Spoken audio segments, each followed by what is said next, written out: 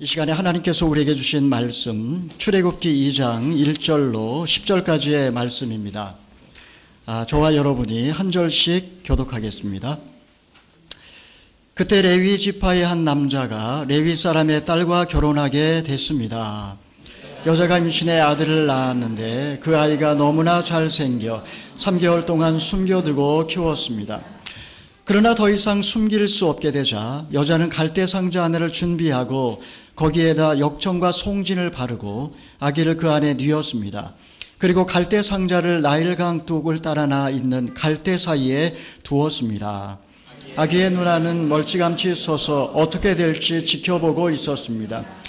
그때 마침 바로의 딸이 나일강에 목욕하러 내려오고 그녀의 시녀들은 강둑을 따라 거닐고 있었습니다. 바로의 딸은 갈대 사이에 있는 상자를 보고는 자신의 여종에게 가져오라고 시켰습니다. 상자를 열어보니 한 아기가 울고 있었습니다. 바로의 딸은 불쌍한 마음이 들어 히브리 사람의 아이인가 보다라고 말했습니다. 그때 아기의 누나가 바로의 딸에게 제가 가서 공주님 대신에 아기에게 젖을 먹일 히브리 여자를 한 명 데려올까요? 라고 말했습니다. 바로의 딸은 그렇게 하라고 대답했습니다. 그러자 아기의 누나는 가서 그 아기의 엄마를 데려왔습니다. 바로의 딸은 이 아기를 데려다가 나를 대신에 젖을 먹여라. 내가 대가를 주겠다라고 했습니다. 그리하여 그 여인은 아기를 데려다가 젖을 먹여 키웠습니다. 함께 읽겠습니다. 아이가 어느 정도 자라자 그녀는 아기를 바로의 딸에게 데려다 주었고 아이는 그의 아들이 됐습니다. 바로의 딸은 그가 이름을 모세라고 지어 주었습니다. 아멘. 조셉 캠벨이라고 하는 유명한 신화학자가 있습니다. 그가 쓴 대표적인 책 중에 하나가 천의 얼굴을 한 영웅이라는 그런 책이 있습니다. 이 책에 보게 되면 영웅의 여정을 그는 몇 가지 단계로 이야기를 하고 있습니다. 첫 번째, 영웅은 비정상적인 출생을 하고 그리고 어린 시절에 환난을 당해서 고향을 떠나게 됩니다. 그 다음에 방황과 모험을 하다가 하나님으로부터 특별한 소명을 받게 되고 결국은 그 영웅의 임무를 수행하기 위해서 고향으로 귀환하게 됩니다. 이것이 영웅의 여정입니다.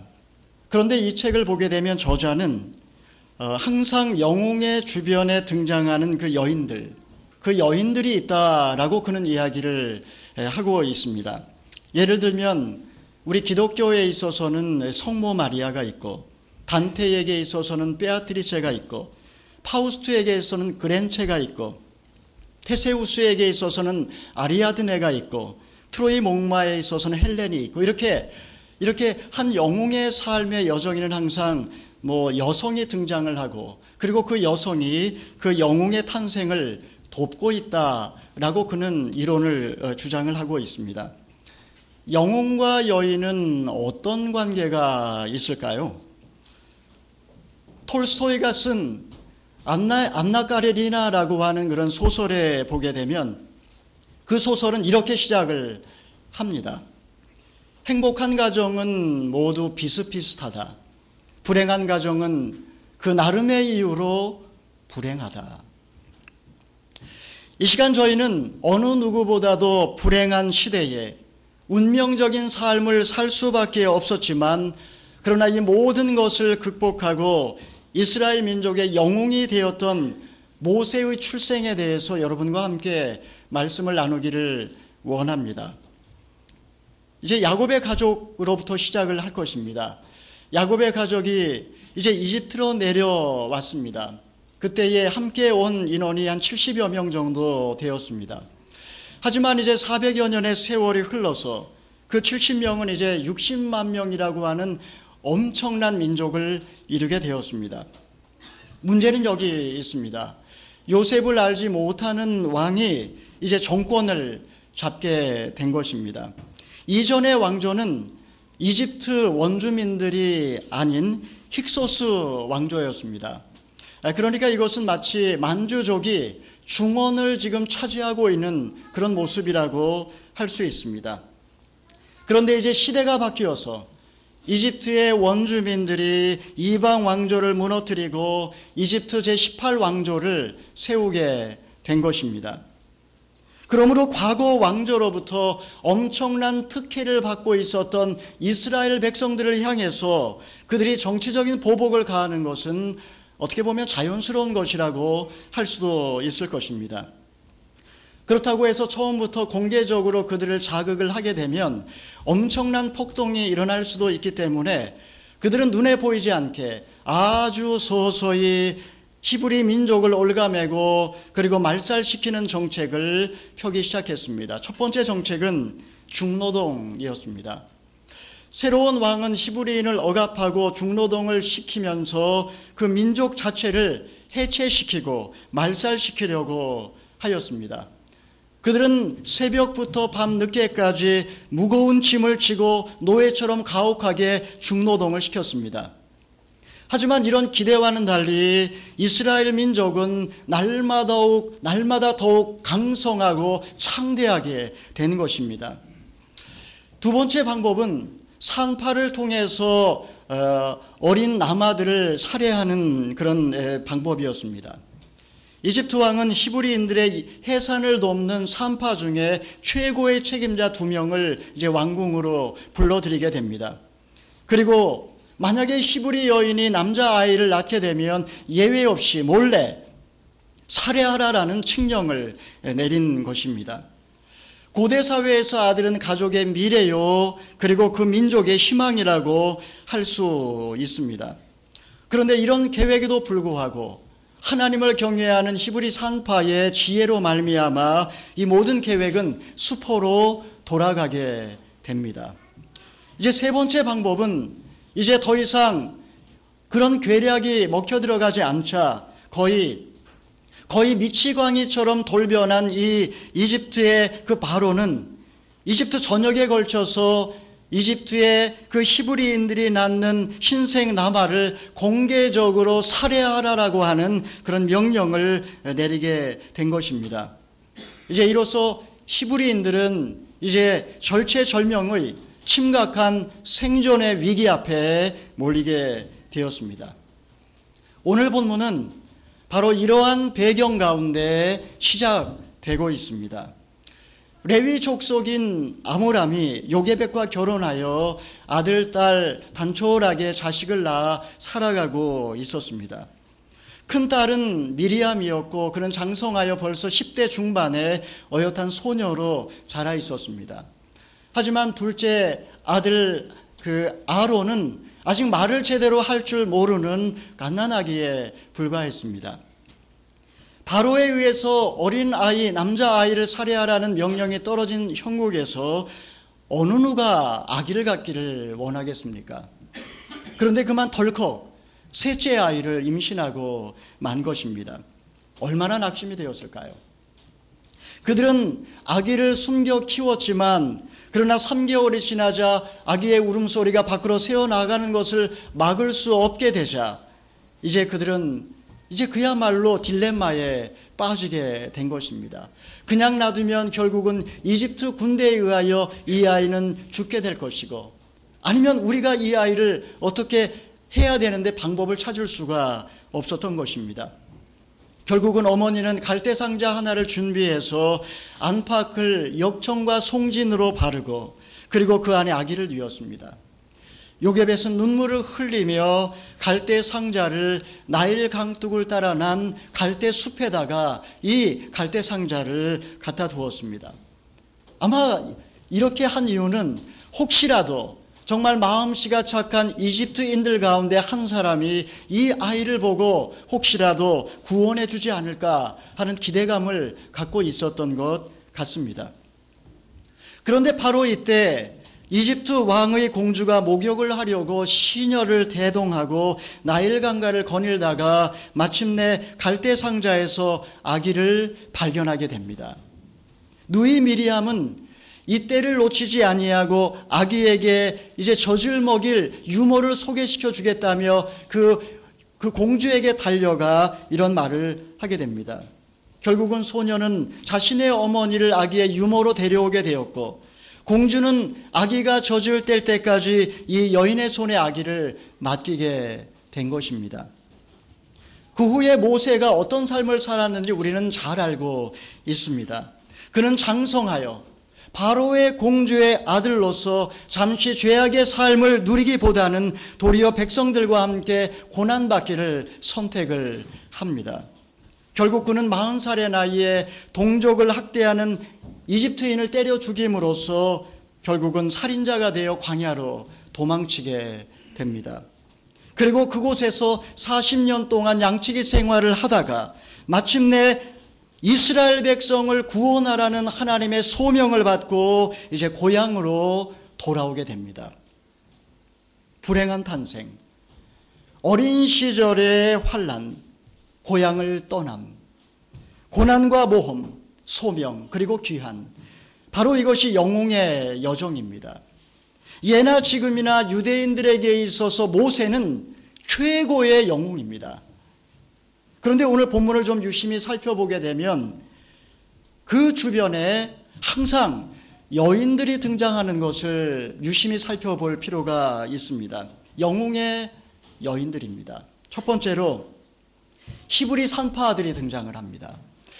하나님을 두려워했던 히브리 산파들이 없었다면 아마 모세는 처음부터 이 세상에 존재하지 않았을 것입니다. 어머니 태에서 10개월 동안 잘 양육받고 이제 모태에서 나와 생명의 빛을 얻는 그 일을 돕는 이 산파라고 하는 직업은 얼마나 신성한 일입니까? 그런데 그들은 사람의 생명을 살리는 일이 아니라 왕으로부터 그 어린 생명을 죽이라는 명령을 받게 되었습니다. 그들은 사실 히브리인으로서 이집트 왕조에서 최고의 고위 공직자로 출세한 사람들이었습니다.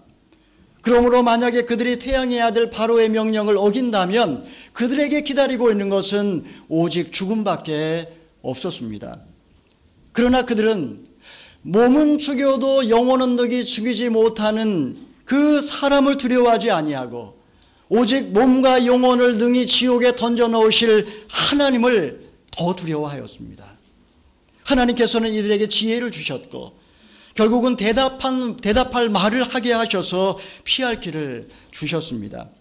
산파들의 말에 의하면 히브리 여인들은 고된 노역으로 몸이 단련되어 있기 때문에 산파가 도착하기 전에 혼자 아기를 잘 낳는다 이렇게 설명을 해 주었습니다. 옛날 우리 할머니들 이야기 들어보면 밤매다가 배가 아파 집에 들어가서 아기 낳고 다시 밖에 나와서 밤매고 뭐 이런 얘기 들어보신 적 있을 겁니다. 산파의 대답에 이집트 왕은 더 이상 그들에게 책임을 물을 수 없었습니다. 하나님은 이런 산파의 믿음을 보시고 그들에게 은혜를 베푸시고 그 집을 번성하도록 축복해 주었습니다. 영웅을 만들어내는 여인들 두 번째는 누구일까요?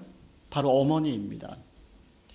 원치 않는 임신을 하게 되었을 때 아마 요게벳은 아기를 낳고 싶지 않았을 것입니다. 옛날 우리 할머니들 이야기를 들어보게 되면 원치 않는 아기를 갖게 되었을 때 이 아기를 떼기 위해서 간장을 바가지로 드시기도 하시고 아니면 약을 잡숫기도 하시고 아니면 높은 데서 떨어지기도 하시고 아마 여러분들 가운데서 아마 그렇게 해서 어머니의 그런 노고에도 불구하고 이 세상에 태어나신 분 아마 계실 겁니다. 요게벳은 어떻게 했는지 우린 잘 알 수 없습니다.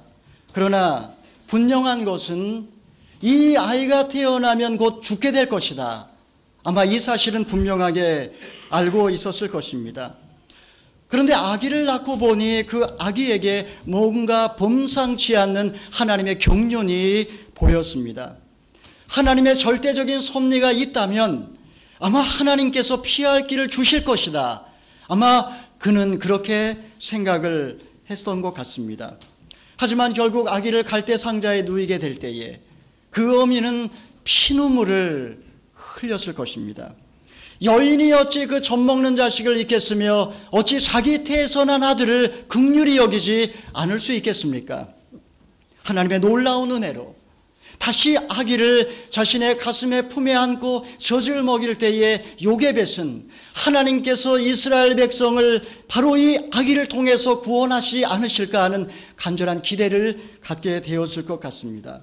그리고 이 아기를 젖을 먹이며 축복하고 그리고 야훼 신앙을 심어주고 히브리인으로서의 정체성을 아마 가르쳐 주었을 것입니다. 영웅의 여인들 세 번째, 그는 누구일까요? 바로 누이 미리암입니다. 누이 미리암이 없었다면 이 아기는 아마 물고기 밥이 되고 말았을 것입니다. 유대 전설에 의하면 미리암은 막내 동생이 태어나기 전에 이미 하나님의 계시를 통하여 이 아기가 이스라엘 민족의 구원자가 되리라고 하는 계시를 받았다라고 합니다. 당대 최고의 권력자인 바로, 그 바로의 외동딸, 그 외동딸을 호위하고 있는 시녀들이 얼마나 많았겠습니까? 그런데 이런 믿음을 갖고 있었기 때문에 공주가 아기를 발견하는 그 순간에 달려가서 과감한 제안을 하는 것입니다. 미리암의 이와 같은 지혜와 용기가 있었기 때문에 하숫가에 버려진 모세가 바로 일약 이집트 공주의 아들이 될 수 있었던 것입니다. 영웅의 여인들 네 번째는 누구일까요? 바로 이집트의 공주 하셉수투입니다. 아마 그녀는 아기를 발견하는 그 순간에 이 아기가 이집트인이 아니라 히브리인에 버려진 아기라는 것을 알고 있었을 것입니다.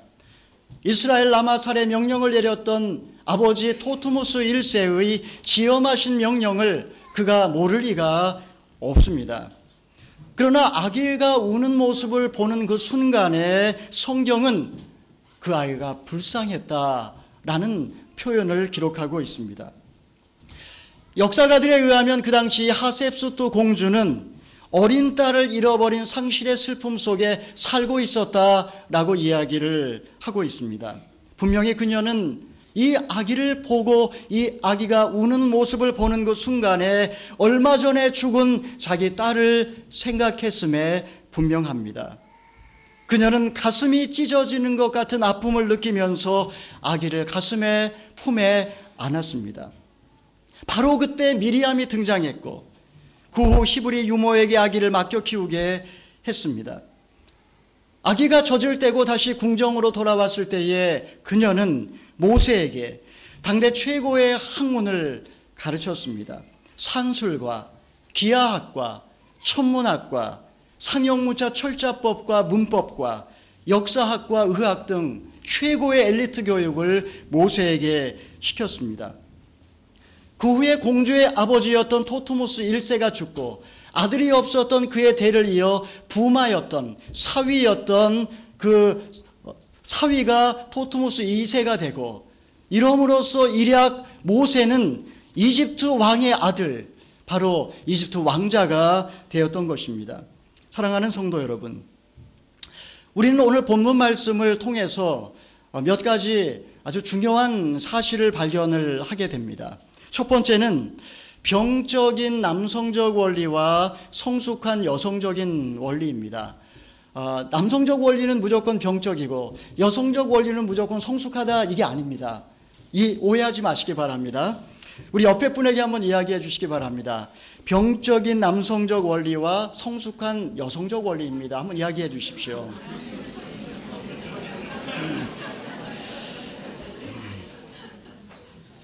남성적인 원리는 항상 다툽니다. 뭔가 끊임없이 다투지만 여성적인 원리는 참아냅니다.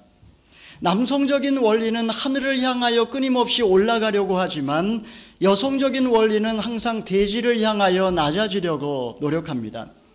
남성적인 원리는 근육과 힘으로 상징되지만 여성적인 원리는 어머니의 젖과 양육으로 표현됩니다. 남성적인 원리는 항상 분석하고 해체하려고 하지만 여성적인 원리는 수용하고 통합하려고 합니다. 남성적인 원리는 항상 냉철한 지식을 쫓지만 여성적인 원리는 따뜻한 지혜를 쫓습니다. 남성적인 원리는 항상 심판하려고 하지만 여성적인 원리는 구원을 베풉니다. 남성적인 원리는 끊임없이 가르치려고 하지만 여성적인 원리는 조용히 희생합니다. 그런데 모세의 탄생과 관련해서 아들을 낳은 사람도 여성이요, 그 낳은 아들을 살려준 산파도 여성이요, 용기를 갖고 바로의 공주에게 달려간 사람도 여성이며, 아기를 불쌍히 여기고 자신의 아들로 삼아준 사람도 여성이라는 사실을 기억하십시오. 반면에 히브리인에 대한 두려움과 혐오감을 가지고 거의 미치광이처럼 그렇게 엄청난 학살극을 벌였던 사람은 바로는 바로 남성이었다라는 사실입니다. 우리는 여기서 남성적인 원리가 병적이 될 때에, 또 여성적인 원리가 성숙해질 때에 어떤 일이 일어나고 있는가 하는 사실을 발견할 수 있습니다. 사실 바로는 남성성에 함몰된 어떤 남성을 상징해주고 있습니다. 이런 사람들은 보통 한국에서는 보통 가부장적인 가치관에 익숙하고, 그리고 가부장적인 그런 가치체계를 쫓아 살아가는 사람들이 많습니다. 그래서 가정에서는 굉장한 폭군으로 군림을 하고, 그리고 가족들을 지배하고 때로는 짓밟는 경향이 있습니다. 이런 가정에서 여성들과 그리고 자녀들은 인권이 유린당하고 또 깊은 상처를 받기도 합니다. 물론 이런 남성들을 이해하는 측면에서 해석할 수도 있습니다. 여성적인 원리를 살면 어떻게 세상에서 살아남느냐 하는 것입니다. 그래서 이 치열한 경쟁사회 속에서 살아남기 위해서, 약육강식의 세상 속에서 살아남기 위해서 내가 짓밟아야 된다라고 말할 수도 있습니다.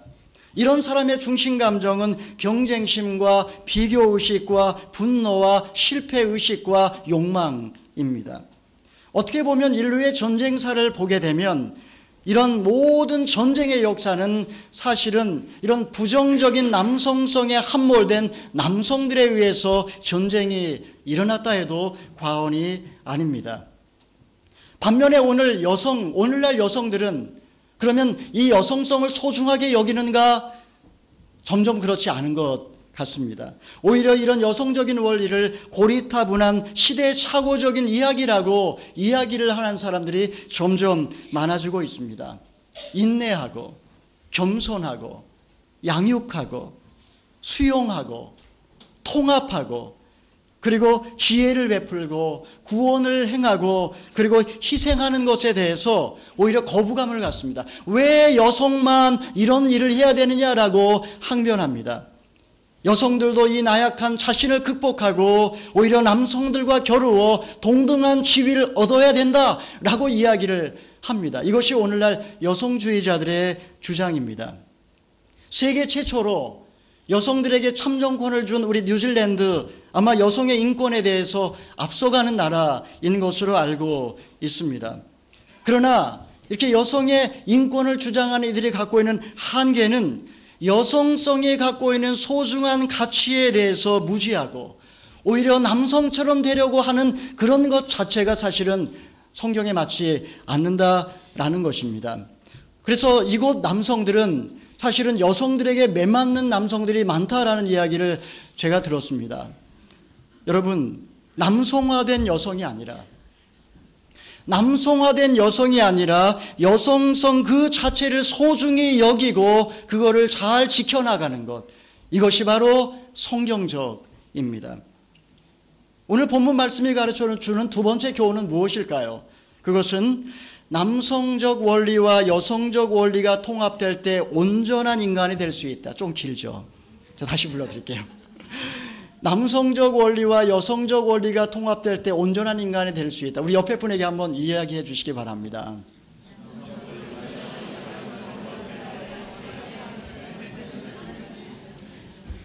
제가 이렇게 반복하는 이유가 뭘까요? 좀 잘 기억해 주시기를 바라는 마음 때문입니다. 남성적인 원리는 곧 남성이고 여성적인 원리는 곧 여성이다, 이건 아닙니다. 사실 모든 인간은 남성이나 여성이나 구별 없이 모든 인간은 남성적인 원리와 여성적인 원리를 다 갖고 태어납니다. 다 갖고 태어납니다. 그리고 그것이 인생의 여정을 통하여 시간이 지날수록 정반합을 통하여 온전한 인간으로 성장하게 됩니다. 그리하여 완성된 인간은 어떤 인간의 모습일까요? 완성된 인간은 남성성과 여성성이 온전히 통합된 인간, 바로 이것이 온전한 인간상이라고 할 수 있습니다. 모세의 탄생과 관련된 4명의 여성들, 그들은 바로 모세를 영웅으로 만든 여성적 원리를 말해줍니다. 여성적 원리는 어머니의 저지요, 돼지와 같은 낮아짐이요, 해산의 고통이요, 수용과 통합이요, 약해짐이요, 침묵이요, 희생이요, 어두움이요, 죽음입니다. 바로 여기에 구원이 있다라는 사실을 기억하십시오. 모세가 이들에 의하여 죽음에서 다시 태어나게 된 것입니다.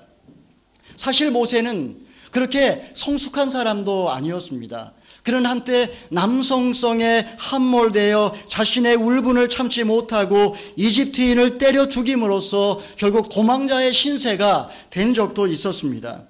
하지만 먼 훗날 이집트의 지도자가 되었던 모세는 그 온유함이 온 지면에 승하더라 라고 성경은 기록할 만큼 그는 참으로 완전한 인간의 모습으로 변화되어져 있었습니다. 이렇게 여성성과 남성성이 통합된 것이 바로 영웅의 모습입니다. 예수님은 우리에게 이런 온전한 인간의 모습을 삶을 통해 보여주셨던 샘플이기도 합니다. 분명히 예수님은 생물학적으로 남성이셨지만 그분은 사실 여성적인 원리를 통합함으로써 우리가 어떤 인간으로 살아야 되는지를 보여주셨습니다. 예수님은 본체가 하나님이셨지만 땅으로 내려오셨습니다. 예수님은 가장 거룩하시고 강한 분이셨지만 가장 더럽고 냄새나는 말구유의 연약한 한 아기의 모습으로 태어나셨습니다. 예수님은 엉터리 같은 제자들을 감당하기 위하여 해산의 수고를 다하셨습니다. 마치 닭이 병아리를 품듯이 그렇게 끝까지 오래 참고 허물 많은 제자들을 감당해 주셨습니다. 예수님은 차가운 지식을 가지고 예수님을 공격했던 바리새파 사람들과는 비교할 수 없는 하늘의 지혜를 갖고 계셨습니다. 무엇보다도 예수님은 여성들을 인격적으로 대해 주셨고 그리고 그들과 편안하게 오랫동안 대화도 나누셨습니다. 예수님은 어린아이와 가난한 자들과 병든 자들과 사회적인 약자 편에 서서 그들의 친구가 되어주셨고 그리고 그들과 함께 하셨고 그들의 상처를 싸매어 주셨고 그리고 마침내 십자가에서 죽으심으로 구원을 완성하셨습니다. 사랑하는 성도 여러분, 이 시대의 문제가 무엇일까요? 이 시대에 많은 문제가 가정에서 일어나고 있고 때로는 교회에서 일어나기도 하고 또 사회에는 매일매일 문제 연속입니다. 이 시대의 문제가 무엇일까요? 그것은 남성적 원리에 함몰된 남성들, 여성적 원리를 소중하게 여기지 않는 여성들 때문에 이 세상의 고통과 비극이 끊이지 않습니다. 사실 과거 옛날 우리 어머니 때, 할머니 때에서는 이 어떤 그 여성적 원리를 강요받으면서 살아왔습니다. 그래서 유교에서는 여성들에게 3종 지도를 가르치면서 어려서는 아버지를 순종하고 결혼해서는 지아비에게 순종하고 남편이 죽은 다음에는 아들에게 순종하라고 가르치면서 여성을 영원한 미성년자로 만들어버렸습니다. 서양에서도 여성을 이브의 후손이라고 이야기하면서 남성보다 열등한 존재로 비하시키고 그리고 여성들 가운데 남성적인 리더십이 있거나 특출한 재능이 있는 여성들은 결국은 화형을 통해서 다 제거해 버렸습니다. 그래서 그 시대에 약 120만 명의 여성들이 화형으로 죽었습니다. 얼마 전까지만 해도 인도에서는 남편이 죽으면 그 남편과 함께 화장시키는 아주 끔찍한 제도가 있었습니다. 사랑하시는 자매 여러분, 인도에서 태어나지 않은 것을 감사하시기를 바랍니다. 그러므로 오늘날 깨어있는 여성들은 더 이상 과거의 여성들의 그것을 답습하지 않겠다라고 이야기를 하면서 여성들도 남성의 원리를 따라 살려고 이제 몸부림을 치기 시작했습니다. 이런 이유 때문에 이 세상에는 더 이상 아기를 낳지 않으려고 하는 여성들과 그리고 그 여성이 낳아야 할 아기를 살해하는 산파들로 가득 차 있습니다. 한국에서는 오늘날 매년 150만 명의 어린 태아가 잔인한 방법으로 죽어가고 있습니다. 자녀를 낳아 키우는 직장 여성들은 더 이상 경쟁력을 잃어버립니다. 자녀 교육에 있어서도 과거의 신사임당과 같은 어진 어머니상은 점점 사라지고 오직 세상에서 성공만을 추구하는 타이거 마더만이 살아남는 시대가 되고 말았습니다. 저는 아직 뉴질랜드를 잘 모르지만 여러분, 저는 이곳 상황은 좀 다르기를 기대합니다. 사랑하는 성도 여러분, 남성적인 원리와 여성적인 원리 다 소중한 것이요, 그리고 이것은 인생의 오후가 되면 서로 조화와 균형을 이루면서 통합을 해야 하는 것입니다. 여성이 만약에 오직 여성적 원리에만 갇혀서 살아가게 되면 인생의 오후에 결국은 우울증에 빠지게 되고, 만약에 남성이 오직 부정적인 남성에 함몰되어 살아가게 되면 노년이 되어 결국 가족들에게 버림받고 껍데기만 남게 됩니다.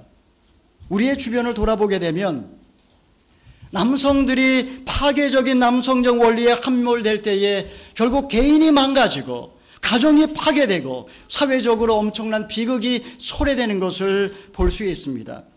여성들이 여성적 가치를 소중하게 여기지 아니할 때 결국은 아이들이 상처받게 되고 가정 불화가 끊이지 아니하고 자녀들은 방황하고 남편은 절망하게 됩니다. 그러나 여러분 기억하십시오. 만약에 여성적인 원리가 회복될 때에 거기에 생명의 역사가 시작된다는 것을 말입니다.